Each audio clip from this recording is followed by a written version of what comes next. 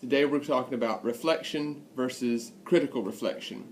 Now, you may be pretty familiar with reflection. You've probably done journals. You've probably worked on different types of reflective exercises asking you to talk about a particular situation.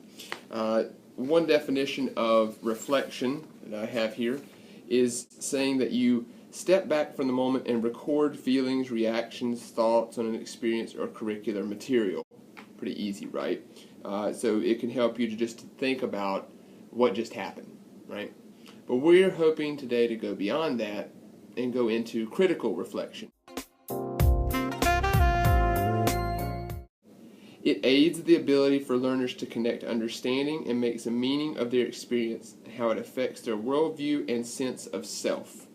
Another definition here: it occurs when we analyze and challenge the validity of our presuppositions and assess the appropriateness of our knowledge, understanding, and beliefs given our present context. In other words, what did you bring to the table? What assumptions were you thinking about? How were those assumptions challenged?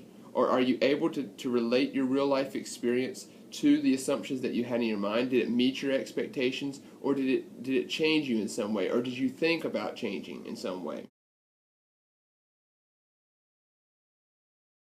We're going to have an exercise in this, but I wanted to give you an example really quick here of someone who's doing a reflection on, let's say, watching Finding Nemo, and then doing a critical reflection about watching Finding Nemo.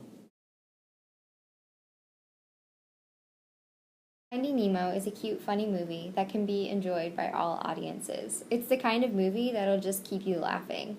It's definitely no Mulan, which is my favorite Disney movie, but it's still really good. I can't remember the first time I saw it, but I immediately fell in love with the movie. I still watch it all the time. I'll play it in the background when I'm doing work around the house, or sometimes even when I'm going to sleep at night.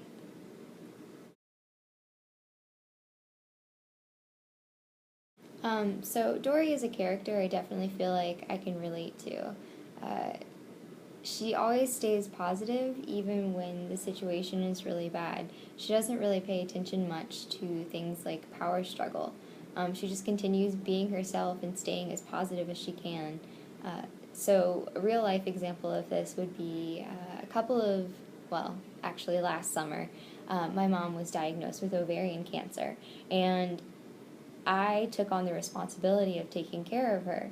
And, it wasn't really the place for me to think negatively. I had to always stay positive because I wanted to take the best care of her and to keep her happy and keep her thinking positively too.